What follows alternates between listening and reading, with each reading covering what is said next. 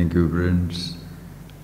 Just now, last night I returned from Rishikesh, beautiful Himalayas, Ganges, and we had a wonderful 8 days programs there.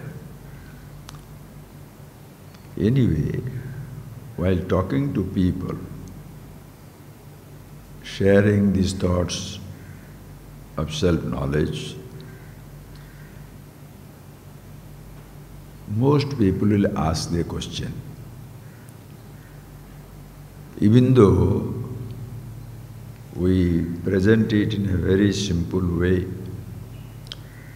any person can understand, and as I told again and again, self-awareness, understanding yourself, can never be difficult, because it's a subject which we are.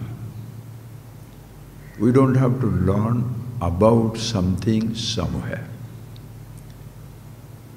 Every other field of knowledge shall appear to be difficult, like physics, chemistry, mathematics, history, computer, aeronautics, any branch of knowledge, music, dance, swimming, anything. What you do, please listen, what you do may be or shall be difficult to do, but to be who you are is not difficult.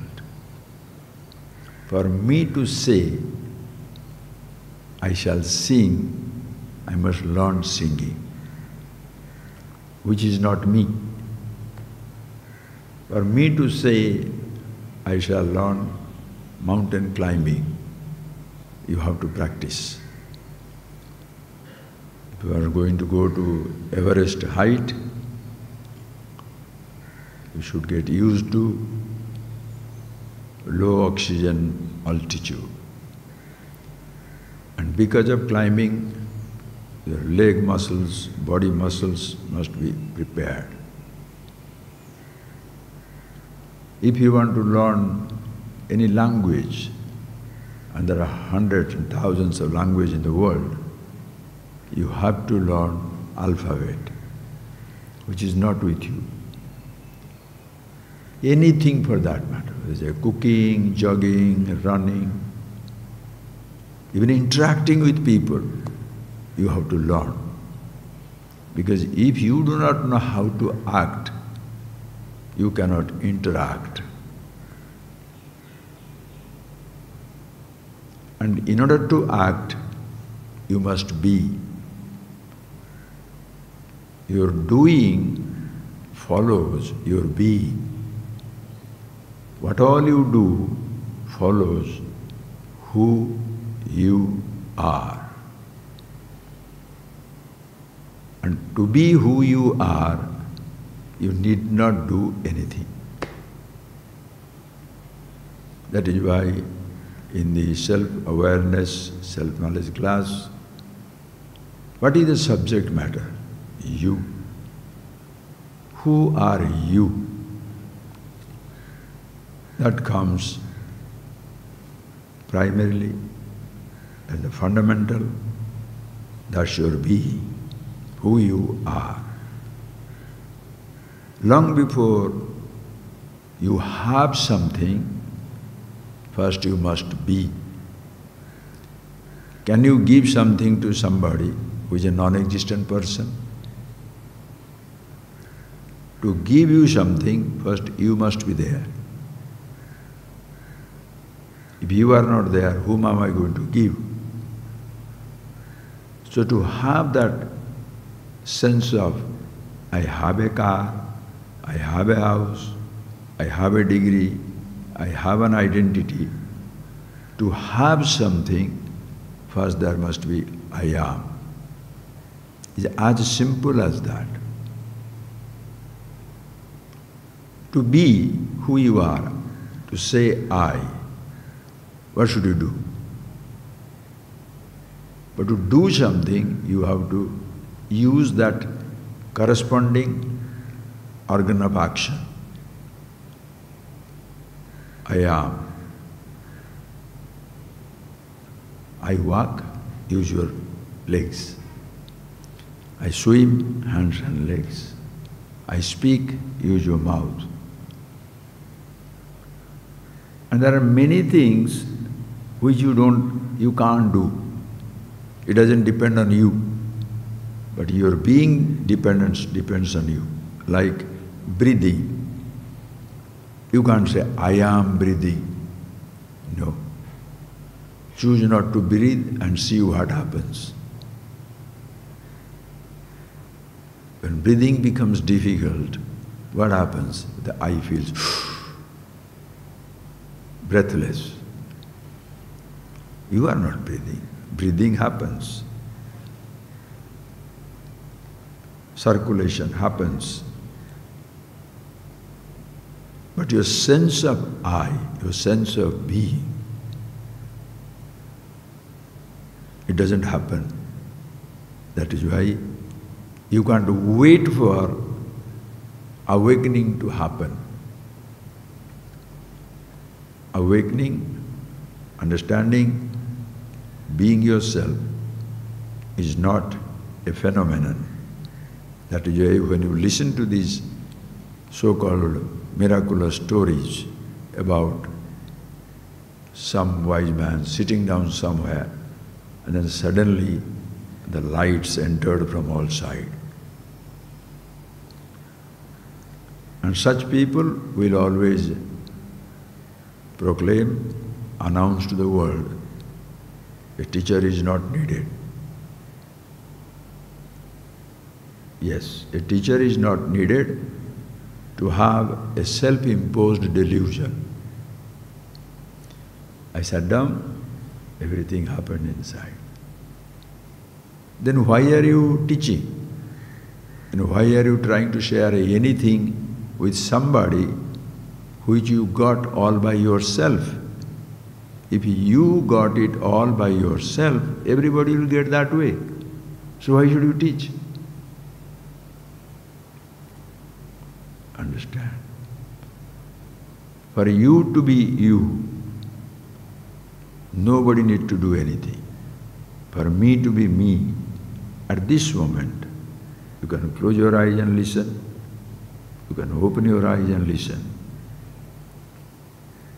Your being who you are doesn't depend upon eyes closing or eyes opening. For you to be who you are, no thought is needed, no thought needs to be dismissed. I have told you so many times,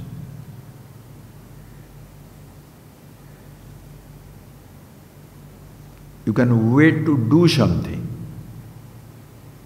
Listen. You can wait to see something, like this flower. If I say, see the flower, you shall move your eyes in that direction. But when the flower is not there, your seeing is continuous. Your listening is continuous. Sounds are not.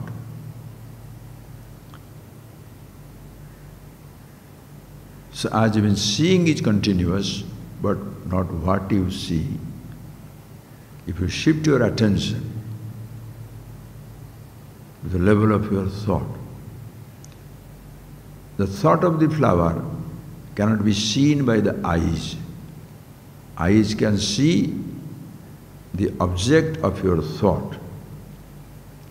Eyes cannot see the thought of the object. You don't see your thought by your eyes.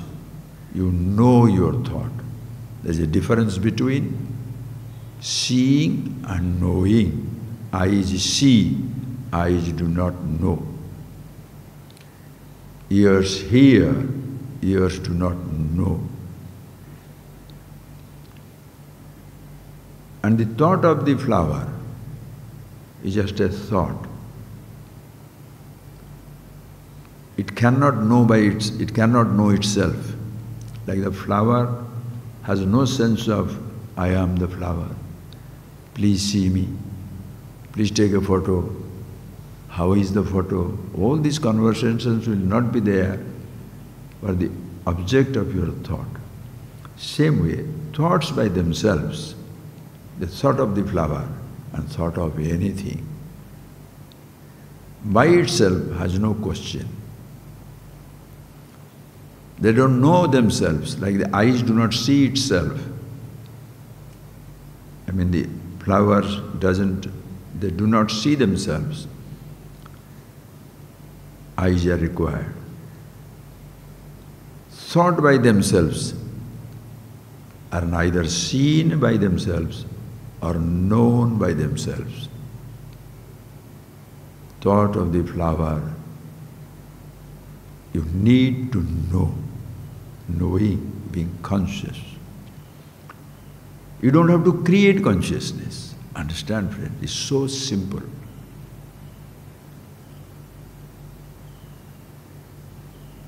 The flower to be seen, eyes are there. Even if the flowers are not there, your eyes will continue to see. The eyes can know. Seeing, hearing, touching, tasting, smelling. These are different sense organ activities. And because of that sense organ activities, where the sense organ and the object come together, there will be a sensation. A sensation of sounds of many kinds, sensation of touches of many kinds, sensation of taste of many kinds, sensation of smells of many kinds. But friends, thoughts have no sensation. The thought of a sound is not a sound. The thought of a touch is not a touch. The thought of a smell is not a smell. Sense organs are not needed to objectify, to see, to hear, to touch, to taste or smell your subtle impressions, thoughts. But they are effortlessly known by him, knowing.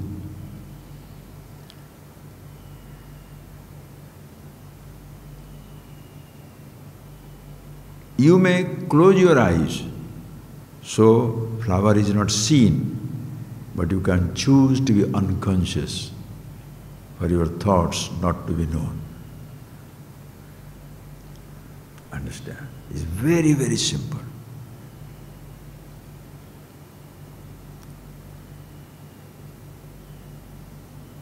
So there may be an object, may not be there. Where you came from, where you were, is not here now. You came from a village or a city or mountains, desert. When you are here, those things are not there. But your eyes are there to see new things. The capacity to see, you cannot leave behind. Capacity to hear, you cannot leave behind. What you are seeing, what you are hearing, what you are touching, what you are tasting, what you are smelling. Any sense experience, what all you were experiencing, they can be left behind when you come to a new place. But you don't leave behind your capacity to see, hear, taste, touch, smell. Thoughts cannot be left behind. You don't leave your memories somewhere and come. That is why going out into a mountain, a desert, a retreat, digging a hole and sitting down, living underground, wherever you may escape, you cannot leave behind your own memories. They are there. And memories are not a problem by themselves.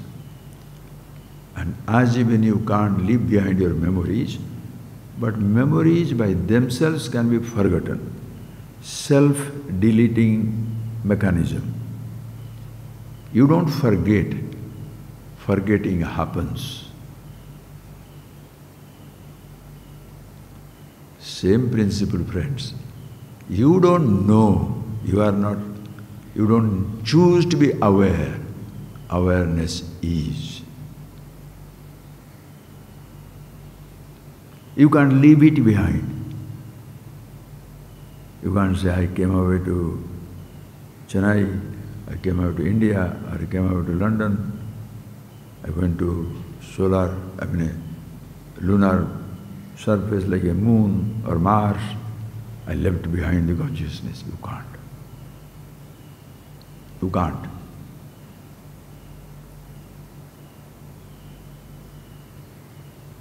Always there. You cannot leave it behind. Eyes need not be open all the time. Yeah, this little animal understands. He say yes, yes, yes. Understand?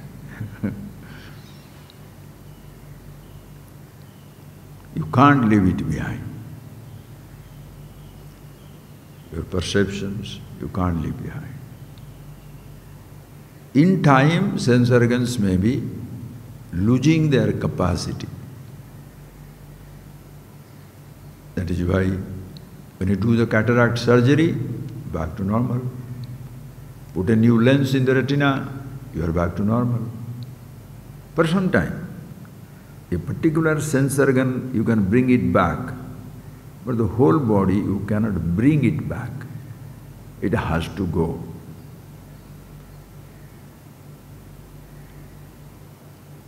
Body has changed from the moment of conception. The sperm meeting the egg. The little something you have started, your body. From that tiny zygote, as they say, millionth part of a pinhead, the smaller than the smallest thing has come up to a huge body. Trillions of cells, and every cell lives in the cellular universe. Every cell lives, L-I-V-E-S, in the cellular universe. That cell will never ever ask for or appreciate the cellular universe. The little cell has become a huge human body, and this human body is like a tiny cell in the macrocosmic universe. That is why we, the human beings, who are self-conscious and the power to know, be aware of our limitations and glory, we refuse to accept the vastness of the universe. Nobody even looks for it. Nobody talks about it. We think about it something like a distant stars and galaxies, but you do not feel, as they say, this tiny body is a star dust. The whole universe is here.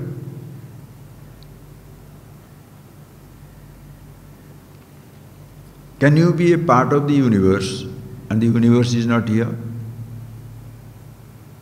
Can your cell be the part of a huge body mechanism and you say, body is not there?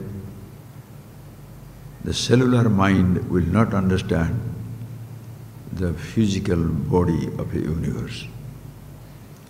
Isolated cellular individual, I cannot believe that is part of a macrocosmic universe. And long before, you are associating yourself with a thought, first you are conscious. A thought comes in time. Consciousness doesn't come in time. Understand that, friends. A thought comes in time. Child, what language child is born with? Born with Sanskrit? Latin, any language of the universe, world. You are not born with a language, but you are born conscious.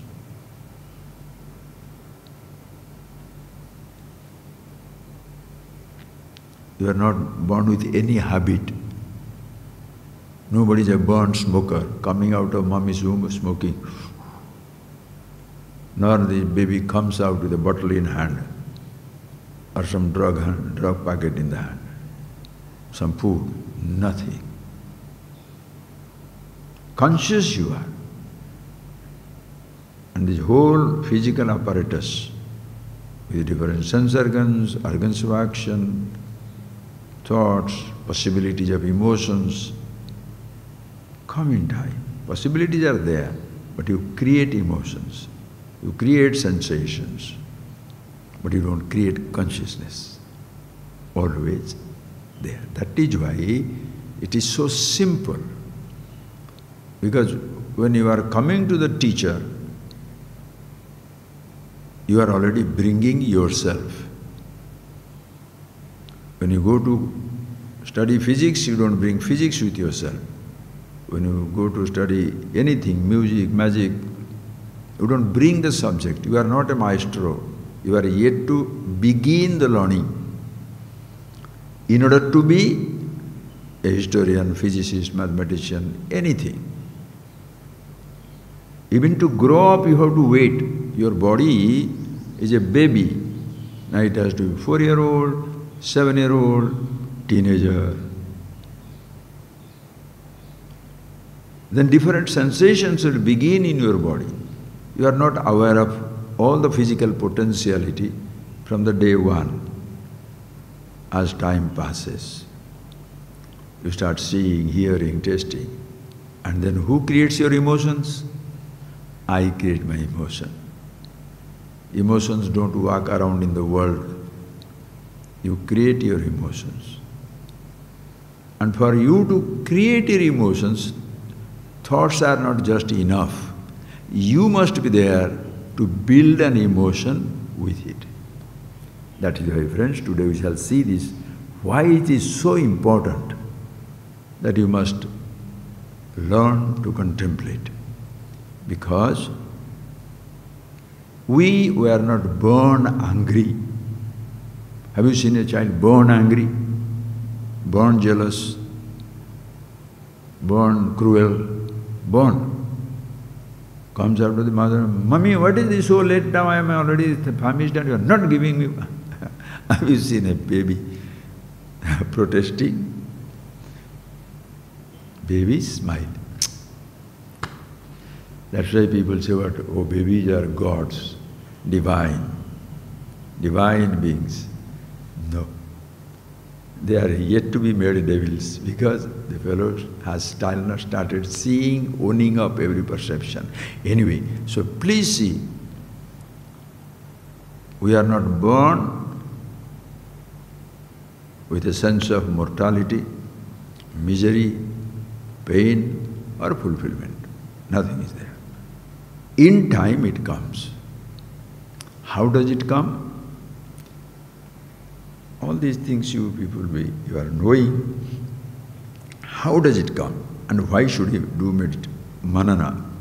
After listening to these things, why must you contemplate? Please understand, friends. As a children, we all were sweet. A lion's cub, tiger cub, any baby, whether it's a baby chicken, baby peacock, baby kitten, any baby, that's so sweet. That takes everything out of you, you know. If you play with a kitten, a puppy, if it's a tiger, so sweet, so soft, so helpless. Even if you throw them out, they come back to you. They will get into you. And you can't throw it away. That is the baby. There are no problems. Understand? Same thing also, friends. The first perception is not a problem. The first thought is not a problem. How does it come? How does it become a problem? Only by contemplation. Today we shall see, very beautiful, I was sitting down, lovely ideas come, friends. I'll share it with you. You see it for yourself. With one set of contemplation, you have destroyed yourself. With another set of contemplation, you shall redeem yourself. Apparently devastated, apparently destroyed, apparently confused, and you shall be apparently liberated, apparently redeemed, apparently fulfilled. Two types of contemplation. We shall see both. And the relevant verses really came to my mind, and I was so happy for that. That's why I wanted to do that, because in Rishikesh we had an amazing camp. It was super, super, super. And still those things are coming into my head. It's very beautiful. You shall see how we ourselves destroy ourselves. Body is nowhere responsible, creation is nowhere responsible, your sense organs are nowhere responsible for your conflict. Eye is there to see, not to create conflict. Legs are there to walk, mouth is there to speak. Like a car is there for you to go for a ride, go for a drive. If you get drunk and hit another car or electric pole or get into the water or the ditch in the mountains, it's not car's mistake. You do it. So if your living goes into a mess, body is not responsible. If you know how to drive, you will reach a destination. If you don't know how to drive, you are in hospital. You can't blame anybody. Then how do you do it? First I shall quote you a verse from the Bhagavad Gita. You shall understand very clearly how we create our mess. And that's all with the help of contemplation. Deliberately I am making a joke out of it. Because one set of contemplation ties you down. Another set of contemplation as though releases you. And then when you are released, you discover how you are never bound. You believe, you experience as though you have run away from the absolute happiness, fulfillment. And they are looking for it, searching for it, craving for it. And in another set of contemplation, when you discover it, you discover to your utter amusement. When I reach the home, I remember I have never left it. That is why wise people do not feel wise, they feel stupid. How did I manage to get the hell out of it? Oh boy, God. Always here and looking for it. Oh. So that is the that is the excitement of wisdom. Not to blame anybody, anything, but yourself. How stupid I have been. Okay, start it. Bhagavad Gita talks about this first. Go into the mess. As a child is not peaceful. Child is not disturbed. Child is not happy. Child is not unhappy. Understand the difference between not unhappy and happy. Not unhappy means it's a condition. When you get the object, that thought which is disturbing goes away, and you say, it is you are very happy. That's another condition. Presence of a thought drives you crazy. Absence of a thought makes you not crazy. But who you are is not unhappy or not unhappy. You are the happiness itself. Child is not unhappy. There are no thoughts. When the thought comes up, now he is unhappy. So he wants to go back to that state from which he came. It's like a pendulum. The moment you hold like this, it has moved out of its center, it wants to come back to the center. Like a wave in the pond. You throw the stone, what is happening? Waves, that wave condition is the struggling of the water to return to the stillness. Naturally it is still water. You throw a little stone, waves will come. What is the wave? The still water struggling to become still again, waves are created. So thoughts are like that. Thoughts do not create a problem, but when there is no thought, the child is not unhappy. The moment the thought comes up, unhappy because he wants to go back to that state. That is how childhood begins. The person struggles not to be unhappy. He doesn't know he like to be happy. It's a huge sentence. You must think it over.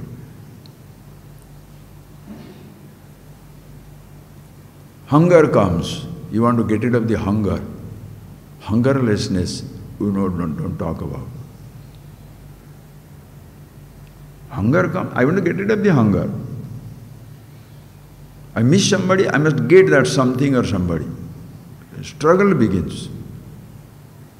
So that is where, as a child, what happens? How do we, these emotions, anger, hatred, jealousy comes? Take that contemplation. In the second chapter of Gita it comes. Vishayan dhyato pumsaha sangasteshu upajayate. Vishayan dhyayataha pumsaha, for the individual, human being, boy, girl, don't worry.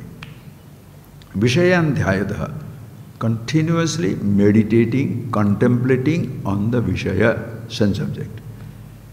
Can any unknown things give you problem? My father, your problem? My grandmother, your problem? Unknown things, your problem? Unknown means what? When you say unknown, does not mean things do not exist. The thought of the object do not exist in your head. Because you don't know something, that doesn't mean that something doesn't exist. But the thought of that something doesn't exist for you. So in order to go crazy about an object, your first introduction, first information report, FIR, the first thought must come. You see a nice chocolate, you see it, wow. You taste it first time, first taste. Before that you can't miss it. First taste. Oh, very nice. This very nice starts moving. Vishayan dhyat. Oh, this rasgulla, oh, the chocolate is so good. Who is doing it for you? You do it. Advertisers also push it in your head. This chocolate, very nice, very nice, very nice. Or another man or woman, a living object, a puppy. A puppy you can purchase, but a man and woman you can't purchase. That is why human relationships takes the ultimate, creates ultimate hassle. Because a thought comes up, Vishaya and Dhyayata, understand, the contemplation begins. Just seeing the object is not a problem. Just having a thought is not a problem. Then you must contemplate. Very nice, very sweet, so cool, nice to touch, nice to taste, nice to smell. Then next one is, I want it. Because Vishayan Dhyayataha, contemplating upon the object, Sangha Upajayate, you are now associated with it. Previously it was totally unknown, now you don't escape the thought of the object. You are driven crazy. Sangat Sanjayate Kamaha. The more and more you are associated with that object, dreaming of it, dwelling upon it, whether you are at home, you are in the bedroom, you are walking, wherever you go, the thoughts do not leave you. Sangha upajayate. Sangat, when there is so much intimate, deep association comes with the thought, now this I thought, individuality, what shall I say? I want it. Desire comes. So who creates your desire? Object doesn't create a desire, thought doesn't create a desire, you contemplate. So nice, so nice, so nice. I want this, I want him, I want her, I want car, I want everything. Living, non-living things, you creating. Sangha upajaya, sangat kam. You convert that simple thought to a desire. Your drama begins now. Then I must have that object. So that is where people go there into the shop. Who is a smart seller? Have a few things, let more people want it. Prices will automatically go up. Signature model car. Limited editions of a book, anything. Meaning you are pushing fire into everybody. I must have it, so I can be proud. I have the thing which nobody else has got it. They are not happy giving you the thing, but they want to make you very special, and the idiot wants to be special.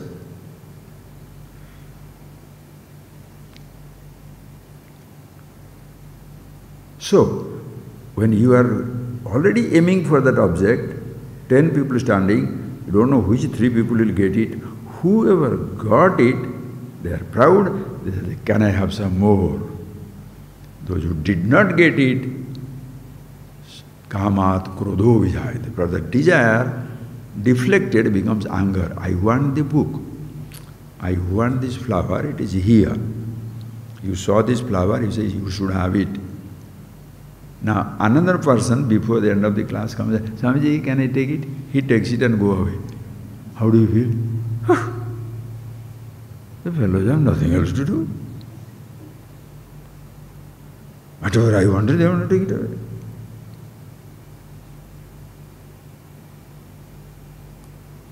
Desire deflected becomes anger. By chance you got it, I want more. Can I have a second flavor? Third chocolate? If you don't get, you are angry, anger comes. You are converting. If you get it, greed comes. More, more, more. Then you become obsessed. By greed, obsessed with greed, obsessed with the anger, moha, you will be deluded. Because nobody can somebody can satisfy your need, not your greed. Understand? The greedy fellow will be always destroyed, more and more and more. And these advertisers, iPhone 1, iPhone 2, iPhone 3, iPhone 17, it has gone. God knows where it will go. Different model every year. You are driven terribly crazy. They are driving you crazy, or you are stupid not to understand the mechanism.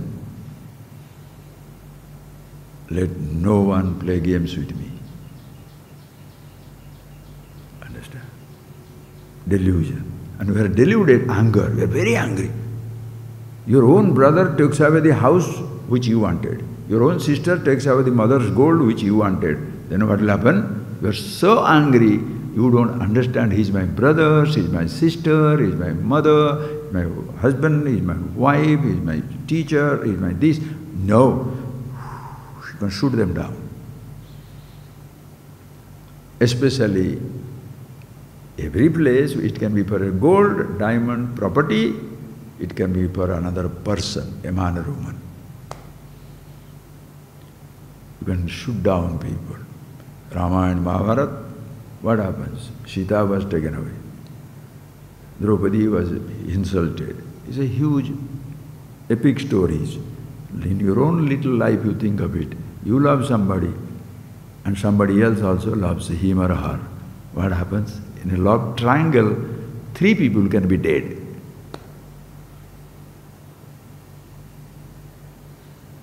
Who creates it? Understand? Because you are deluded. Mohat smriti vibhrama. When you are deluded, under the spell of the anger, greed, obsession, when you are deluded,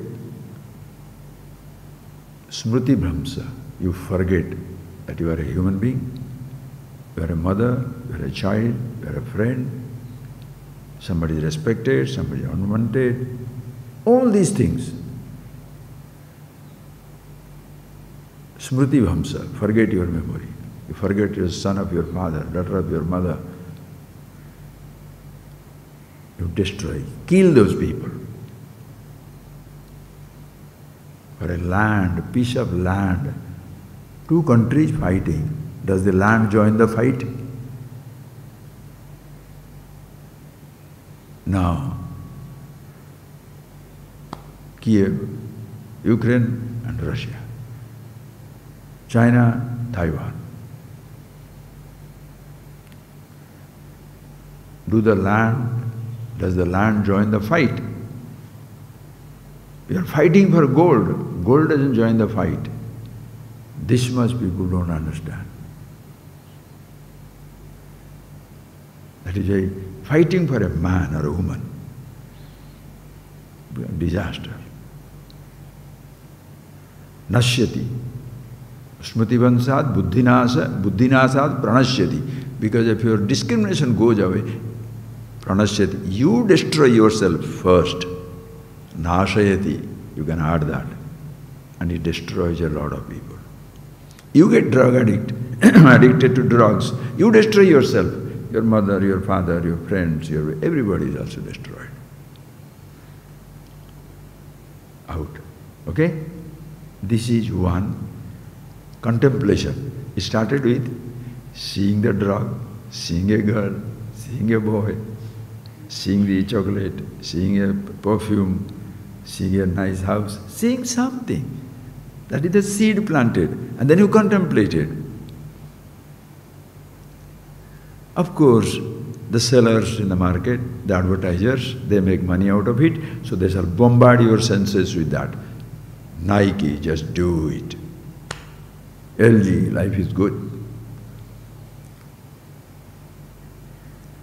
Why these catchy words? So the persons are hooked. And you think of that, just do it. Oh, that shoes, that car. What is that shoe can do which the ordinary shoe cannot do? What is that 10 rupee shirt will not do? What is that 10 rupee dress will cover which they cannot cover, which is $1 million dresses I must put on? Your body has to be covered up. With what dress? You choose. No, they are putting this style, Style, wow. Make a style statement. Arey bhai, if you are beautiful, you are handsome, dresses are useless. Because the dress you can attract. When the dress falls off, everybody runs away. With your possession, you attract people. But who you are is so sick inside because you don't know who you are. Anger, hatred, jealousy disappears. So that is how the individual, this is one set of contemplation. Are you getting that point? It is one set of contemplation, vichara. Manana, unless you contemplate upon that object, this you will not end, it will not end in total disaster and dissolution. You destroy yourself, other people also will be destroyed. Okay, so now, how do I get out of it? Study of Upanishads, Vedas, this knowledge, so beautiful. What shall I do? Shankara writes, Satsangatve nishangatvam, nishangatve nirmohatvam, nirmohatve nischalatatvam, nischalatatve jivan mukti. How does your bondage begin? Now we saw that contemplating upon an object, you create the trouble, and you are completely lost. So that is the time when the person comes under the spell of anger, hatred, jealousy, cruelty, confusion, obsession. It's like a fire, it burns you. And that is the time. Religious advice is what? Forget your thought. Oh, forget your thought. That is it. Empty your mind.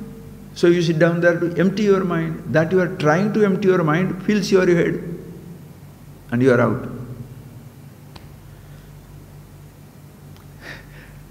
Sit down, trying to forget something, you shall remember it all the while. Can you forget? The more you try to forget, the more it comes back. That is why people take alcohol, they take drugs, overeat, become alcoholic, overeaten, obese, whole life becomes a disaster. Why? They want to forget. So you go to some place, 5 rupees, sit down, meditation. Forget it. How do they make you forget? How? Nice music, soft light, touch, eat this. What are you doing? You making them forget for half an hour and you think problem is solved? The universe, the nature, call it God, has given us immense blessings. You fall asleep. For how long? Hours together. 5 hours, 6 hours, 7 hours, 8 hours. Why do you take drug? To sleep off, unconscious. Why do you take alcohol? Why somebody takes overeating? It will induce sleep. Inducing sleep means it will induce forgetfulness. So you get hooked by that forgetfulness, so you get hooked to the drinks, alcoholic. You get hooked to the drugs, drug addict. You get hooked to the food, food addict. You name it, food, sex, eating, seeing, touching, anything. You get completely addicted to it. Taboo subject, don't talk about it. You better face it.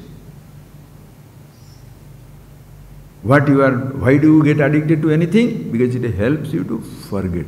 Everybody will not get addicted to everything, don't understand. Some for alcohol, some for drinks, some for a relationship, some for a wanderlust. If today it is here, Sunday is India, if it is Thursday it is Paris, if it is that day it is Sydney. No. Wanderlust. This guru, this book, that book. Why everybody is telling, who shall make me free?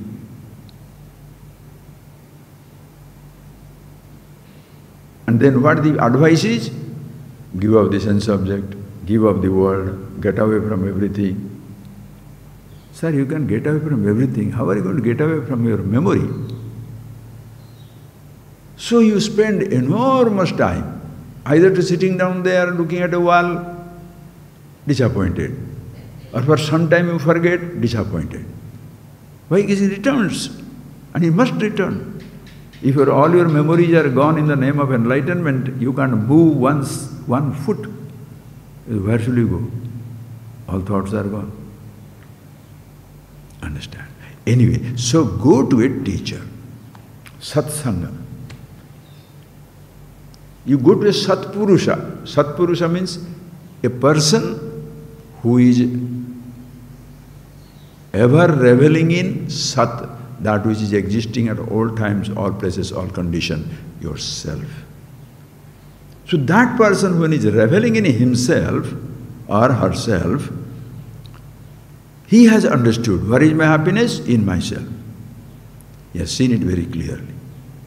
So when you go to that person, he shall introduce you.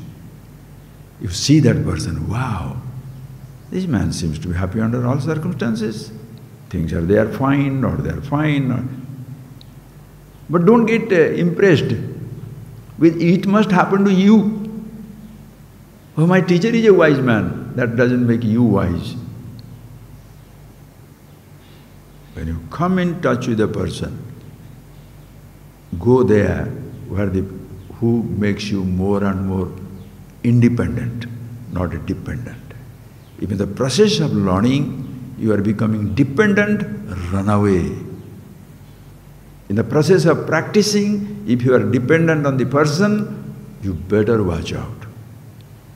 But in the process of your inquiry, you are learning, you are being with such practices or being with a person, if you discover you are becoming more and more independent, the person doesn't make you hooked into a practice, an object, a thought, a particular thought, or removing a thought, no obsession.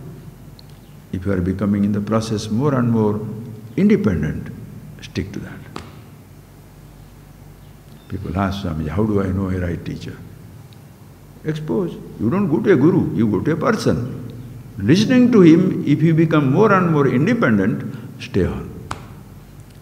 If you are dependent on a book, on a person, on a practice, we shall be miserable. Have we not depended enough? Father, mother, brother, sister, lover, beloved, car, house, everything we have depended upon. Soon we are tired of everything. Your own body. For some time you take tremendous interest in your body. After some time, chalo yaar, let it go. People get tired of living, they love dying. We are not going to tire you out. Here this knowledge, wisdom, he has to discover what? Satsanga. The person who is happy with himself, you go around him and then you discover that person is very happy with himself. But now, what is your judgment of happy with himself? Oh, he should not have a house, he should not have a car, but this guru has this person who is teaching me has got a car, he has got a house, or he goes around this, he eats this, or this fellow is stupid.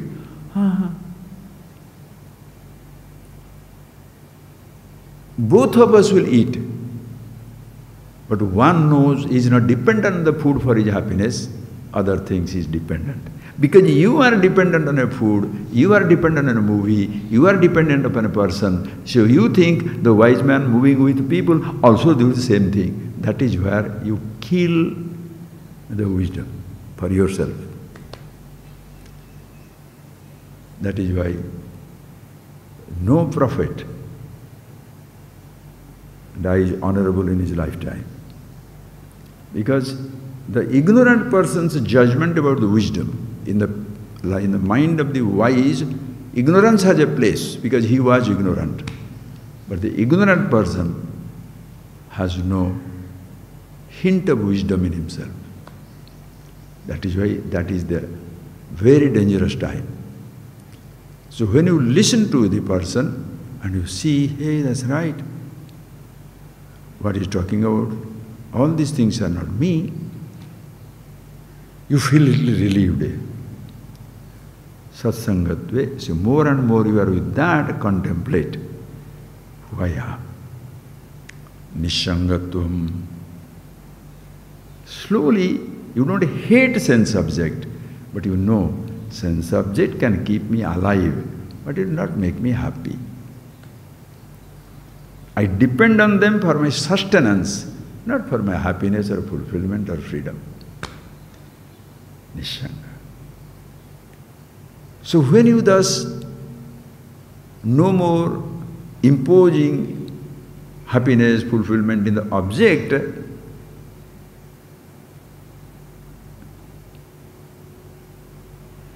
nirmohatvam, delusion will not be there.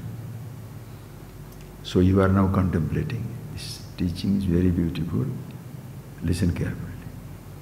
And you start thinking for yourself. All that you are depending upon, now you know it's not dependable for happiness. You need to have food, you need to have a dress, you need to have everything for your sustenance, but not for happiness. How do you understand a wise man living in the whole paraphernalia? It may be a hutment, it may be just with a kamandalu, or living in a huge palace. How does people know about it? That is where you think for yourself. Nishangatve, when you are with the object and you are not with it. Everybody is living in the world, you are also living in the world. But in your own mind, you know, objects are nice, but I can't depend on them. You are free. Nishangatva nirmohatvam. When you are no sanga, no more deep association, nirmoha, your delusion is free. No more see happiness where it is not. No more you see security where it is not. No more you see freedom where it is not. Nirmohatva. Nirmohatve nischala tattva. When your delusion is gone, no more your mind jumping that this should be lived with or this must be renounced. The thought should be dismissed or one thought should be there. No such conditions apply.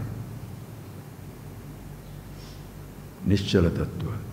That time, tattva about yourself, consciousness that I am, always same. Jivan mukti, living liberated. Living because your body is alive. Living because you see, touch, taste, smell, everything in the world. Liberated because you are yourself. Jivan mukti. So that you have to contemplate. How? I'll give you in 2 minutes, I'll finish it up. Beautiful. It is sort of like a Mahabharata war takes place in all of us. Inside, there is a huge battle of Mahabharata. Pandavas, Kauravas. Good and bad. Listen carefully. At that moment, everybody it has got. Sometimes you are so sweet, so nice, so kind. Sometimes you are so arrogant, so stupid, so violent. When you are violent, you say, why should I be good? When you are good, you say, why am I unnecessarily violent? This conflict takes place inside you. Every person, man, woman, irrespective of caste, creed, sex, race, nationality, religion, every human being will have these two. When you have these two, what will happen? What shall I do? I don't know what to do. Tasmat advijnanartham guru vivavagacchit. Go to a wise person. You will not know is somebody says something. If somebody says something, go meet that fellow or fellow, boy or girl, doesn't matter. Or book, get it. You pick up these ideas and you shall see, when you read by yourself, you may be little convinced, but you will not understand it. Because you shall take those things which are comfortable to you. That is why self-study helps, but doesn't help ultimately. Because you shall accept those ideas which are good for you. Which you like, you will accept it. Same thing you go to a teacher. If you have certain preconceived notions, if some of the teacher talks about it, you shall be, that must be good. That is why people are destroyed.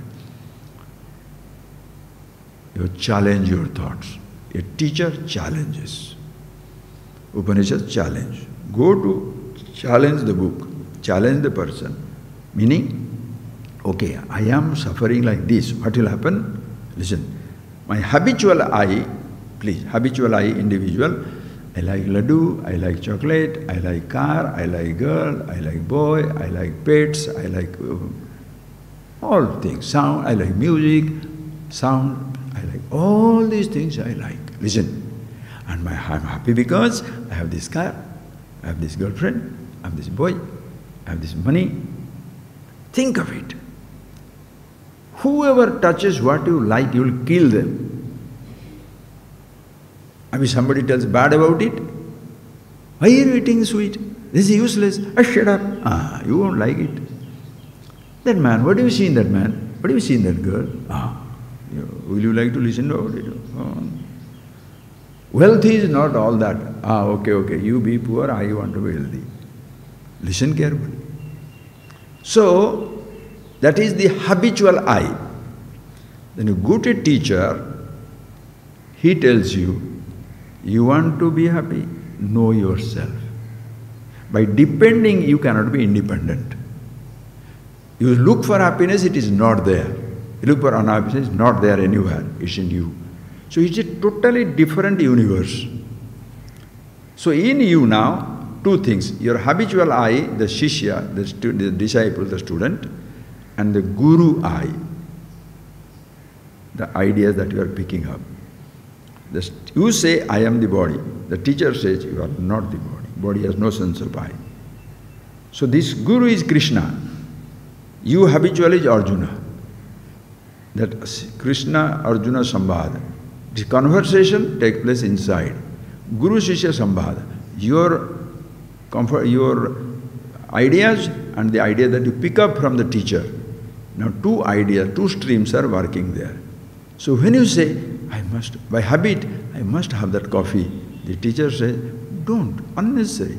Coffee is okay, but don't depend on the coffee. How can I not depend on the coffee? I like it. Are yaar, you like it, but don't say happiness in that. It will take away your craving for coffee, but not make you happy. Oh. So now, this is contemplation. You have a set of ideas, and here is another set of ideas. Talk. Which one is right, which one is wrong. When you discover your habitual ideas do not stand any logic. It is emotional, intellectual. You are dependent, obsessed with certain ideas. This is my tradition say, this is my Guru say, this is my God say. Shut up. Whoever says, who cares? If it makes me dependent on it, no, I don't want it. So when you think like that, what you say, habitual ideas, I'm immortal, I'm limited, I'm miserable. He says, no, you are immortal, you are absolute. Really? How? So he gives a logic. You put it against your own logic. Contemplation. Satsanga. This idea is that you are immortal, happiness. With logic, you must have revealed it. You say that, you contemplate. Yeah, that's right. So then what happens? Slowly you get transformed.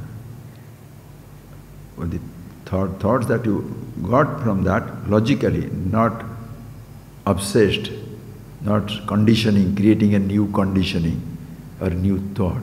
No. You discover who you are. This I who was living with this idea of I am the body, I am this, I am that, now he says, I have a body, I have these things, but who I am, neither this logic nor that logic. As much disciple is a role, that much Guru is a role. The Guru role, disciple gives it. The Guru will not say, I am a Guru. No Guru worth the name shall say that. Because you discover something what the Guru says, so you say, oh my gosh, fantastic, he is my teacher. Or she is my teacher, listen carefully. So you go and tell, so I have learnt it. If you have learnt it, bless yourself. If you have learnt it, credit is yours. Because one person understands, 10,000 didn't understand. If I take credit for one, I have to take discredit for millions. If you understood, fine. It's all credit goes to you. Don't make me a Guru. When I am free from every role, who wants to be bound to a role? Like making God confined to one place. In tradition, they very nicely say, oh God, please forgive me for two things. You don't have a form, I gave you a form. You don't have a place, I gave you a temple. How beautiful. So it's same thing. Making somebody that you are my benefactor. That is what people do in the world. My father, my mother, and each person has a role and that must not be touched. Everybody feels destroyed.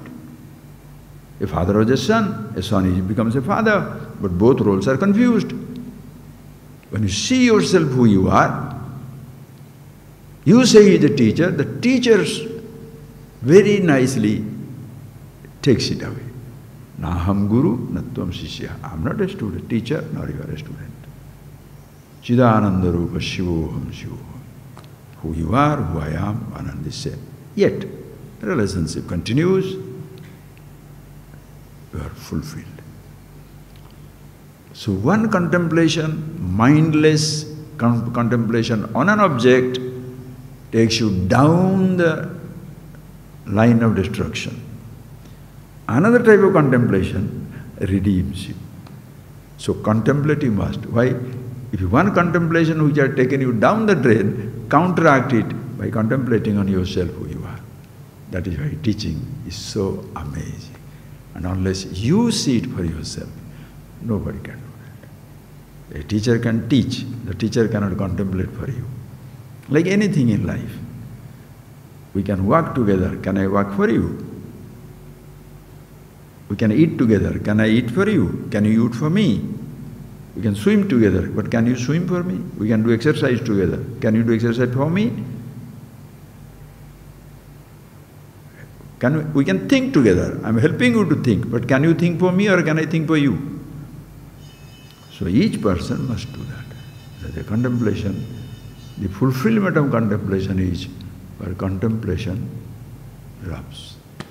For you to be who you are, no thought is needed, no practice needed, no contemplation needed. Yet, everything has a place.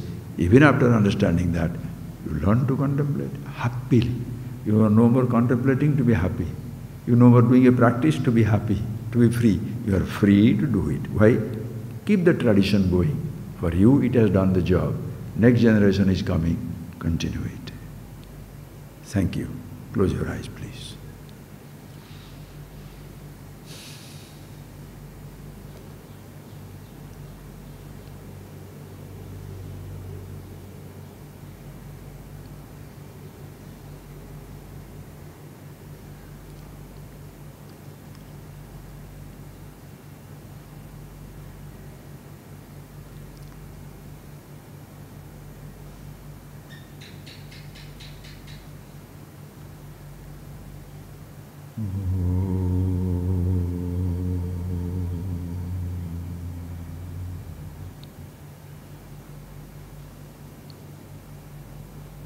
Thank you, friends. Thank you.